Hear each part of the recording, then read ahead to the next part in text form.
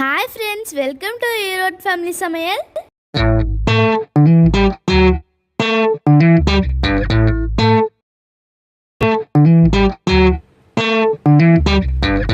இன்றைக்கி நம்ம செம்ம டேஸ்டியான பிரியாணி ரெசிபி தான் பார்க்க போகிறோம். அதுக்கு ஃபஸ்ட்டு ஒரு குக்கரில் ஆயிலை ஆட் பண்ணிக்கலாம். இப்போ அதில் பிரியாணி ஸ்பைசஸ் எல்லாம் ஆட் பண்ணிக்கலாம்.